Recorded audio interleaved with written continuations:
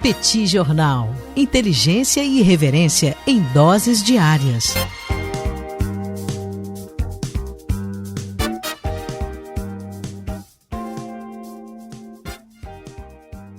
Olá, gente. Bem-vindos, bem-vindas ao Petit Jornal. Esse é o bate-papo número 1107. Estamos gravando numa live no YouTube do Petit Jornal. São exatamente 17 horas e 34 minutos da terça-feira, 7 de julho de 2026. Cá está a dupla de costume, a dupla que você conhece de cor. Tanguy, o Bagdadi, animado, contente, preparado, revigorado, resiliente, retumbante, descansado e irritado, porque a Argentina tem uma seleção digna de nota e nós nem tanto. E também muito preocupado com o cenário internacional de múltiplos aspectos de incerteza, o que acaba tirando as calmas noites de sono do professor Bagdadi. E temos também Daniel Souza, que é esse que eu vos falo. Ao longo dos próximos minutos, vamos repercutir os principais acontecimentos internacionais das últimas horas. E fica sempre a pergunta, afinal, presidente Trump, por que o senhor ainda não deportou Lionel Messi? Né, Tanguy? Eu acho que essa é a grande pergunta que fica nesse momento. Meu Deus do céu, vamos a isso? Daniel Souza. Eu acho que ia ser a primeira que muita gente ia apoiar, viu? Caramba. Enfim, Daniel Souza com S, um prazer estar aqui mais uma vez com você nesse bate-papo 1107. Vamos lá para mais episódio em plena Copa do Mundo, Daniel Souza, para falar sobre os assuntos políticos e econômicos que vem acontecendo ao longo das últimas horas. Um prazer estar aqui com você mais uma vez. E Daniel Souza, eu quero começar o nosso episódio de hoje falando sobre a cúpula da OTAN, que está acontecendo em Ankara, né, na capital da Turquia. Ficou aquele suspense, Donald Trump vai, se não vai. Ele foi, então Donald Trump está em Ankara para essa cúpula da OTAN. E o recado que fica para ele é: muito cuidado, Donald Trump, com o que você deseja. Ele está há meses e mais meses falando que a Europa, Daniel, tem que seguir seu próprio caminho. Os Estados Unidos não vão ficar sustentando vagabundo, não. Tem que ter o seu próprio dinheiro. Você coloca seu dinheiro aí, você vê aí. E é exatamente o que a Europa está fazendo, mesmo com a presença de Donald Trump. Então essa foi a marca desse primeiro dia de cúpula da OTAN. Os europeus estão discutindo, o Canadá, aliás, participando também, estão discutindo como é que eles fazem para se armar, para garantir mais dinheiro, para que eles tenham mais grana sendo colocada, para financiar sua própria defesa, com todo o ônus que isso traz. Aliás, diplomatas europeus estão inclusive dizendo que, olha, a gente não pode se dar ao luxo de ter tempo, a gente não tem tempo. A gente tem os Estados Unidos que não vêm em nossa defesa, que estão dizendo que não vão defender a gente tem uma Rússia cada vez mais ameaçadora, a gente tem o Oriente Médio cada vez mais volátil, a gente tem uma China muito poderosa, que não vai para a guerra, enfim, mas muito poderosa, a gente não pode se dar ao luxo do tempo. Então, a reunião da OTAN, Daniel, a imagem que a gente tem nesse momento são os europeus sentados numa mesa, imaginando onde é que eles vão colocar dinheiro, como é que eles vão fazer, interagindo entre eles, e Donald Trump isolado, reclamando da própria OTAN. Então a gente teve nesse primeiro dia, Daniel, uma série de pacotes. O próprio secretário-geral da OTAN, o Mark Rutte, né, o neerlandês, liderou um fórum industrial paralelo, né, junto com a cúpula da OTAN, para anunciar contratos estimados em pelo menos 50 bilhões de dólares na defesa dos países europeus, né, enfim, para investimentos europeus, para investimentos em defesa dos países europeus, e a aquisição maciça de drones de vigilância, que são produzidos, inclusive, por uma empresa norte-americana, e além da compra de aeronaves da sueca Saab, né, então caças da Saab. Então, claramente, Daniel, os países europeus estão ali se movimentando, né, com uma rapidez bastante grande para evitar esse desamparo que o Donald Trump vem prometendo com relação aos países europeus. Então, por isso que eu disse, muito cuidado com o que você deseja. O Donald Trump queria isso. E agora, isso acaba diminuindo um pouco a importância estratégica dos próprios Estados Unidos. Como, aliás, a gente avisou durante muito tempo, né, Daniel? O fato da Europa depender dos Estados Unidos oferecia para os Estados Unidos poder. Se você queima esse poder, a Europa ela acaba se organizando sem os Estados Unidos, e o debate, portanto, está acontecendo bem à margem dos Estados Unidos. A sensação, Daniel, que dá é que a Europa está considerando que eles estão na última guimba do cigarro. Meu amigo, tem que aproveitar aqui porque depois vai acabar, a gente não pode mais contar. Do lado americano, Daniel, ele está lá falando sobre a falta de ajuda que os europeus ofereceram a ele lá no Irã. Então, disse ele, abro aspas, antes de eu pedir os europeus disseram que não estariam lá. Não fomos bem tratados. Aí na frase seguinte ele diz, mas também a gente não precisa dos europeus. E aí, na hora, Daniel, de tentar algum tipo de conexão, de comunicação com os europeus, ele vai lá e fala de novo sobre a Groenlândia. De novo sobre a Groenlândia. Ele fala de novo, abro aspas, foi isso que machucou minha relação com a OTAN, porque a Groenlândia não ajuda a Dinamarca. Eu não entendi essa parte. A Dinamarca não gasta dinheiro para realmente ajudar a Groenlândia. Ficou confuso. Mas é uma parte importante para os Estados Unidos. E a resposta dos europeus é mais uma vez a mesma, o Trump.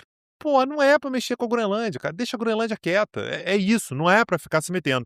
Agora, teve um país europeu, Daniel, quer dizer, um país da OTAN, parte europeu, parte asiática, que deu trela para os Estados Unidos, né? É verdade, Tanguy. Aliás, o Trump confirmou na cúpula da OTAN em Ankara que vai suspender as sanções aplicadas à Turquia por conta da compra do sistema russo S-400. E o mais maravilhoso foi o Trump dizendo que não faz sentido punir um aliado. Você sabe, né, Tanguy? O Trump é alguém muito cuidadoso com os aliados e ele jamais puniria um aliado. E se tem uma punição em vigor, essa punição precisa ser revista.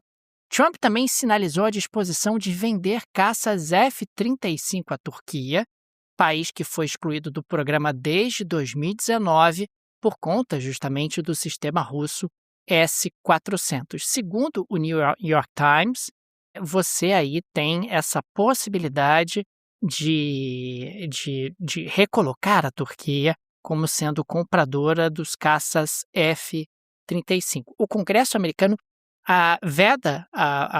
proíbe a venda de F-35 à Turquia, enquanto ela operar o sistema S-400 por risco de segurança às aeronaves. Uma alternativa mencionada é avançar via troca de cartas oficiais entre os governos, driblando o processo legislativo tradicional. Você não vai acreditar que o Trump está tentando contornar o Congresso dos Estados Unidos para vender caça F-35 para a Turquia. Você acreditaria nisso? Não faria. Esses jornais ficam divulgando essas informações que o presidente americano está... Certamente há uma boa explicação, isso é um mal entendido. Donald Trump jamais faria isso. Claro que ele jamais faria isso. Avançando, existe aí realmente um clima bilateral de alto nível. O Trump acabou sendo muito bem recebido em Ankara. Falou de química com Erdogan. Ô, Tanguy, de novo, química com Erdogan. Química realmente é a carta coringa que o Trump acaba trazendo justamente quando ele quer se aproximar de algum líder específico. O que ficou fora do discurso oficial foi o Estado de Direito na Turquia, que tem aí sido claramente vilipendiado nos últimos tempos, inclusive com a prisão recente do prefeito de Istambul, principal rival de Erdogan. A Turquia é vista pelos aliados como baluarte contra a Rússia no flanco sudeste e tem potencial de destaque na produção de drones militares, o que parece pesar mais no cálculo, principalmente dos Estados Unidos, do que o histórico de repressão política interna. Tem que a Turquia com importância geopolítica em relação à Rússia. Parece que eu já li sobre essa história em algum momento do passado, em algum livro de história, mas agora está se repetindo de novo. Esse negócio de democracia, porque a Turquia tem que ser democrática agora. Imagina, se a Turquia quiser comprar F-35, a gente vende F-35 para a Turquia. Se a Turquia quiser ser aqui um baluarte da nossa posição geopolítica de contraponto à Rússia, que bom! E Erdogan vai se cacifando e vai se tornando cada vez mais poderoso internamente e também vai projetando poder internacionalmente. Daniel Souza, em todos esses países que a gente está falando, né, Estados Unidos, Rússia, Turquia, é muito estranho, né, falar sobre esses três países na mesma prateleira, mas em todos eles há riscos sérios à liberdade de expressão, né, há uma certa liberdade de trânsito, né, de quem é que pode se manifestar, como é que pode se manifestar. E a gente sabe, Daniel Souza, que isso na internet é um dos ativos mais preciosos que você pode ter, que é uma garantia de uma certa privacidade, que é de você poder fazer críticas ao governo, né? A gente sabe como isso é importante. E aí, Daniel, é muito importante você poder se proteger na internet. Você ter uma boa VPN, uma VPN que funcione de verdade, é fundamental para você não ficar sendo rastreado. Aliás, não apenas por governos, Daniel, mas também pelas Big Techs, para você poder se livrar, inclusive, de algumas coisas chatas na internet, né, Daniel? Que é, por exemplo, o anúncio. clica num anúncio, porque é uma coisa que eventualmente te interessa no momento, aquilo vai ficar aparecendo para você em tudo quanto é lugar da internet, para você poder se proteger disso também. Além de uma série de outras vantagens, como, por exemplo, comprar passagens aéreas com um valor mais acessível, né? Poder triangular para ver de onde que é melhor comprar aquela passagem aérea. A NordVPN traz todas essas vantagens para você. A NordVPN garante ainda segurança na nuvem. Então, se você quiser colocar arquivos seus na nuvem com o máximo de segurança, tudo criptografado, a NordVPN também garante, além da possibilidade de você armazenar as suas senhas em ambiente extremamente seguro. Com cada assinatura da NordVPN, você consegue proteger até 10 dispositivos. Seu celular, seu computador, seu tablet, tudo que você precisar, protegido lá pela NordVPN. O preço já é muito bom, Daniel, mas utilizando o link que está na descrição desse episódio, você consegue ainda mais desconto e até 4 meses adicionais para além do plano que você contratar. NordVPN é a solução. Aliás, eu uso a NordVPN o tempo todo, vale a pena demais. Acessa lá, o link está na descrição desse episódio e dá uma olhada nas vantagens. Gente, recomendamos demais a NordVPN. O Tanguy é usuário da NordVPN, eu sou usuário da NordVPN e o Petit Jornal é usuário da NordVPN justamente para que nós tenhamos todos os nossos dados protegidos e tenhamos aí alternativas em termos de navegação, inclusive quando a gente está viajando ou mesmo no próprio Brasil, a gente consegue ter acesso a conteúdos que não seriam possíveis sem um VPN de qualidade. Condições especialíssimas para os amigos e amigas do Petit Jornal. Link no descritivo desse episódio. Clique, conheça a NordVPN.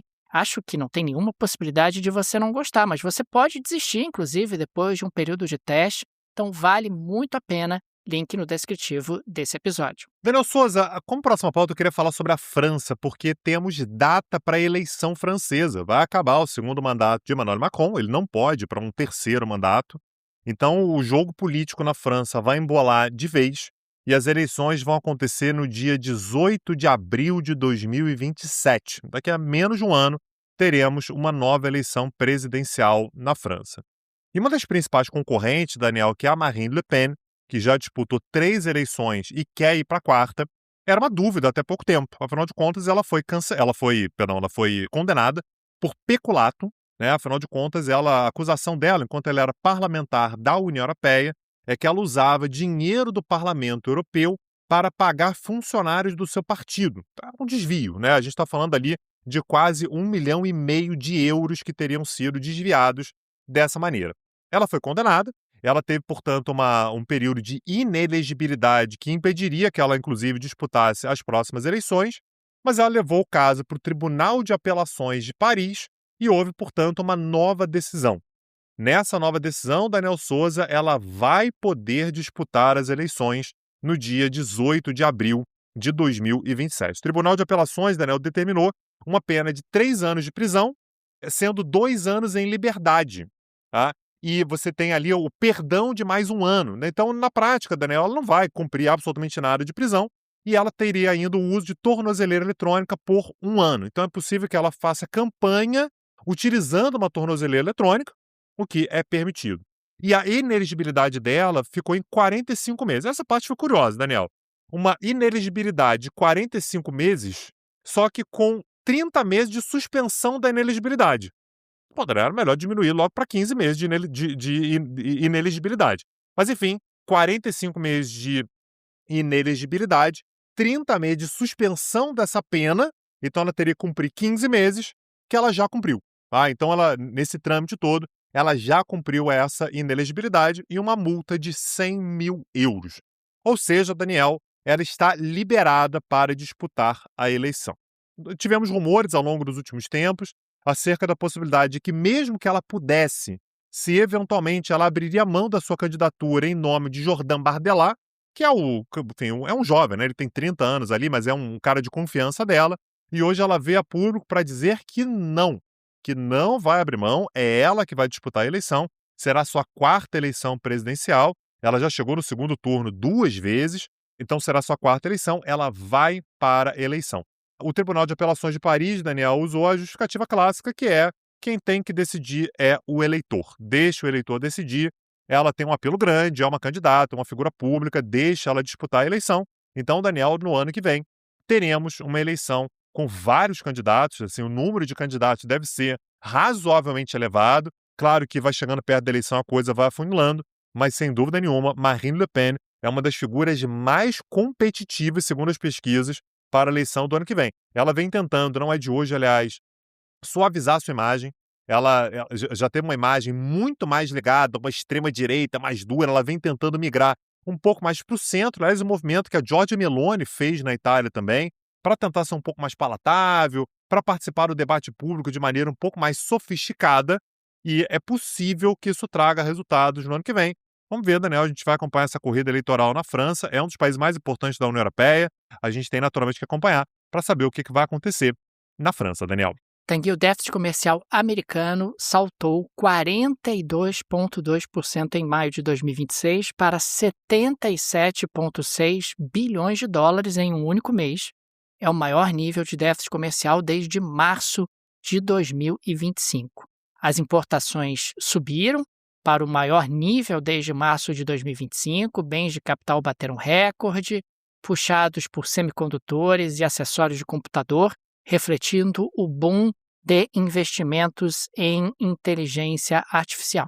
Além disso, o fortalecimento do dólar, que tem acontecido nos últimos tempos, em particular aconteceu no mês de maio, acabou estimulando as importações, importar ficou mais barato para os americanos.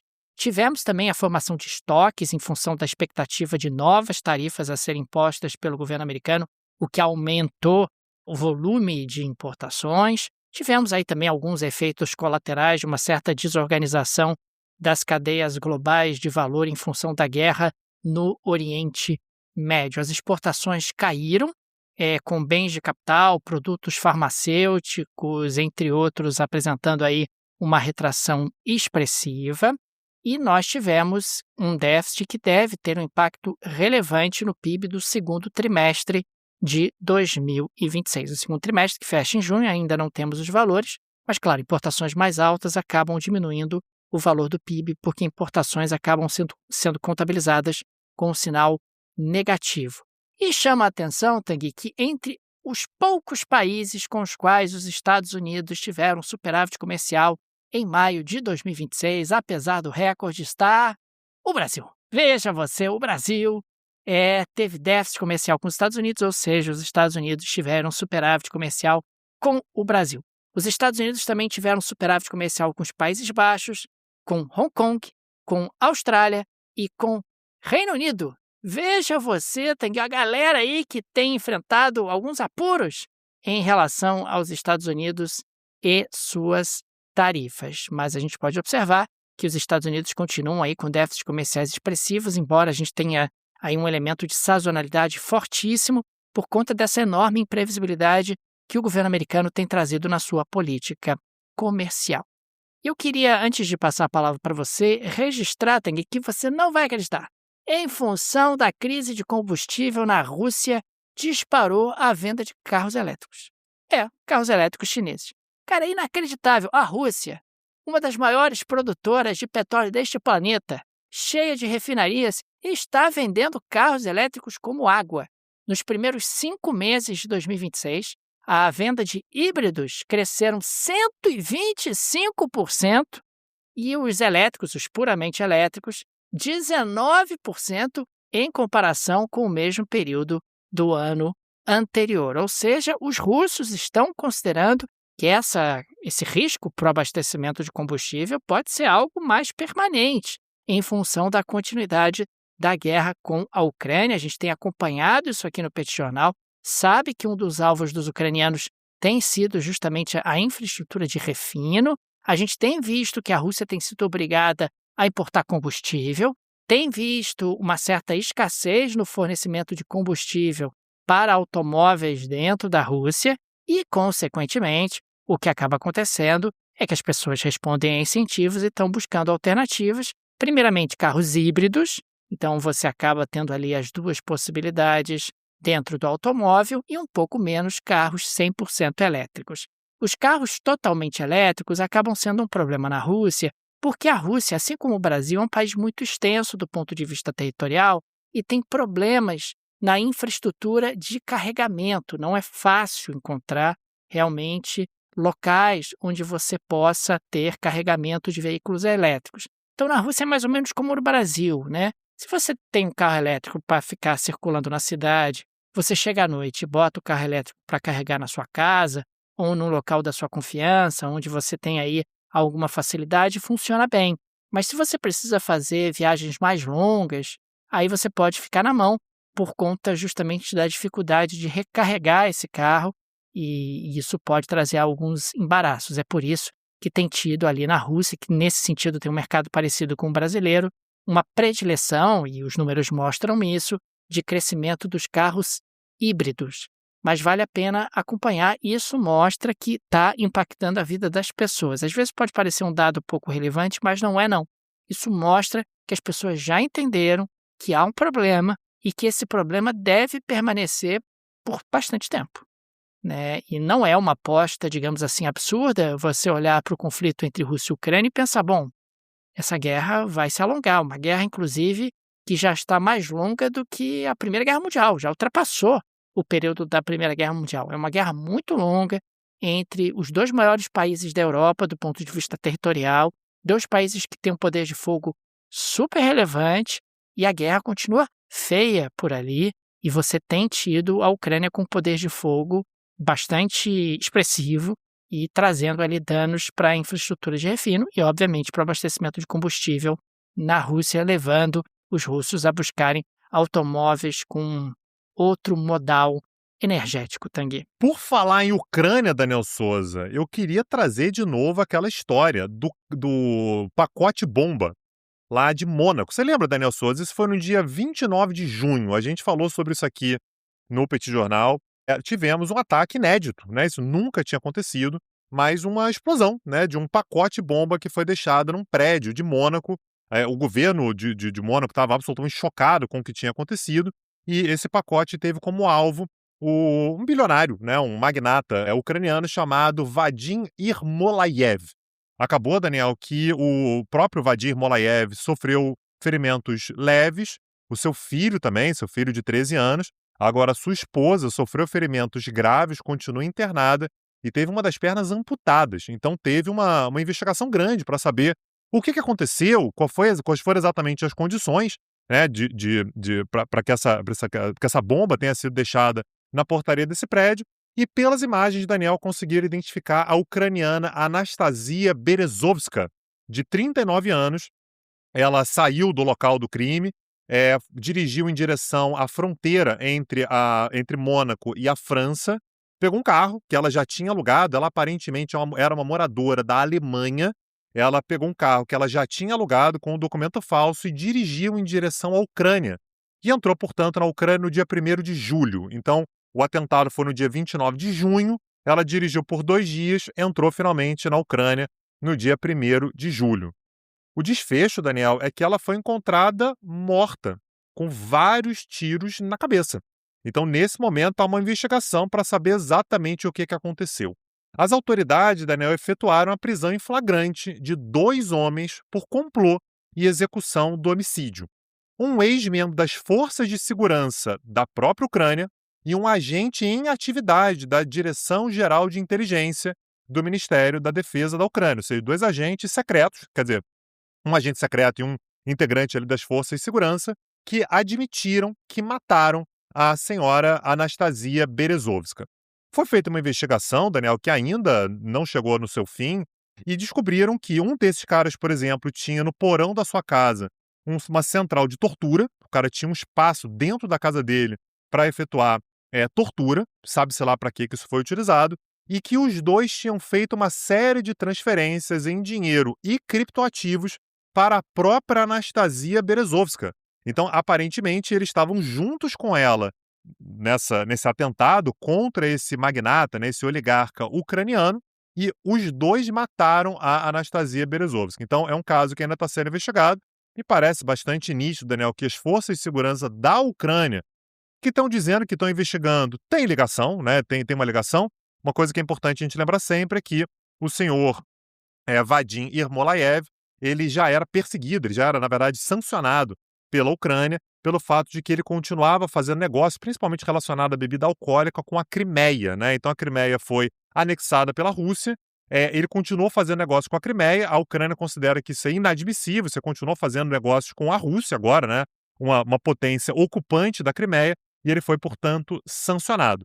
Então, teve esse atentado contra ele, e, portanto, a Anastasia Berezovska está envolvida aí num filme de espionagem, Daniel, daqueles que a gente, quando assiste, a gente fala assim, pô, mas isso aí é mentira, né, cara? Um carro, um pacote bomba, aí ela é assassinada pelos 2 comparsas, aí tem movimentação de criptoativo e tal. Pois bem, é exatamente o que está acontecendo com a senhora Anastasia, quer dizer, não está mais porque ela morreu, né? Mas a senhora Anastasia Berezovska está aí envolvida num caso complexo que a gente não tem a solução definitiva ainda, Daniel. Ô, Tanguy, podemos avançar para a geleia da Chaqueira para terminar com uma nota um pouco mais leve em relação ao nosso episódio? Por favor, Daniel Souza, o que você traz pra gente hoje? Tanguy, você sabe que a Keiko Fujimori, ela foi eleita ali de forma muito apertada presidente do Peru. Pois bem, ela acabou, Tanguy, pedindo bênção, indo se encontrar com realmente quem manda no país. E quem manda no país, Tanguy, é o senhor Júlio Velarde, que vem a ser o presidente do Banco Central Peruano. O presidente do Banco Central Peruano que está no cargo desde 2006. Ele foi, inclusive, na época, empossado pelo Alan Garcia, o então presidente peruano, e de lá para cá, o Júlio Velarde viu Garcia, viu Mala, viu Kuczynski, viu Vizcarra, Merino, Sagasti, Castillo, Baluarte, Geri, Balcazar e agora Keiko Fujimori. Ele passou, Tanguy, com tranquilidade por todos esses presidentes. E a primeira coisa que a Keiko fez foi dizer o seguinte: senhor Júlio, o senhor quer continuar por mais um mandato de 5 anos? Vai ser uma honra se o senhor puder continuar. Você quer continuar por mais um mandato de mais ou menos 6 meses, 7 meses até eu ser impeachmentado? Por favor, fica à vontade. Mas ela já tem, o presidente do Banco Central Peruano tem um mandato, inclusive vai além do mandato do próprio presidente. E ela convidou ele para mais um mandato de 5 anos, o que ele prontamente aceitou. Então você que acha, porque a economia peruana vai bem, cresce mais do que o Brasil e a inflação é menor. Porque quem manda no Peru não é o presidente, não é a presidente. Quem manda no Peru é o presidente do Banco Central, que vai mantendo ali uma estabilidade em termos de política monetária, uma previsibilidade na política econômica. E passa presidente de esquerda, de direita, vai todo mundo recolocando o Júlio, rapaz. O Júlio vai sendo recolocado, vai sendo reempossado pelos presidentes de direita, de esquerda, de centro, de cima, de baixo, porque já perceberam que a única forma de deixar a economia peruana minimamente blindada de toda essa instabilidade política é manter como presidente do Banco Central peruano o senhor Júlio Velarde, que agora está convidado para mais um mandato de 5 anos. Daí. Perfeito. Eu queria agradecer aos nossos ouvintes pela maturidade sempre, né, para ouvir o Daniel Souza falando sobre tudo que está acontecendo com o Peru, em cima e embaixo, de um lado do outro. Agradeço aí a tranquilidade, né, Daniel Souza, a frieza, né, de espírito, para não ficar invocando a quinta série a todo momento que a gente precisa falar sobre o Peru, o grande país peruano, aqui no nosso episódio. Daniel Souza, queria deixar um super agradecimento a todo mundo e lembrar que temos aula sobre o Peru, o país, lá no Peticursos, peticursos.com.br. Tem curso sobre a América do Sul, tem curso sobre a América Latina, tem curso sobre o Oriente Médio, tem curso sobre Estados Unidos, sobre China, sobre Índia, Turquia. Você quer saber mais sobre a OTAN? Tem curso lá também sobre isso. Quer saber sobre inovação, sobre energia? Tá tudo lá. E se você quer um curso, inclusive, sobre Copa do Mundo, para afogar as mágoas da eliminação da seleção brasileira, tem um curso que está acontecendo nesse momento. Aliás, toda terça-feira, às 19 horas, a gente está gravando esse episódio aqui, nesse exato momento são 18 horas e 3 minutos da terça-feira. Daqui a menos de uma hora a gente começa mais uma aula e você pode ser nosso aluno, você pode assistir essa aula ao vivo ou gravado da maneira como você bem entender, peticursos.com.br. Fica aqui também o nosso agradecimento aos apoiadores e apoiadoras do Petit Jornal, vocês que ajudam a manter nosso projeto de pé. Fica nosso carinho, nosso abraço, nosso muito obrigado a cada um de vocês. O Petit é uma mídia pequena, não tem aí o suporte de um grande conglomerado ou de uma grande produtora. É um produto artesanal que depende bastante da ajuda de seus apoiadores e por isso fica aqui o nosso agradecimento a cada um de vocês. E fica também o convite, se você gosta do nosso projeto, se ele faz diferença na sua rotina, considere nos apoiar. No descritivo desse episódio tem várias alternativas. Tem a chave Pix, que é uma forma prática e instantânea de apoiar o Petit Jornal.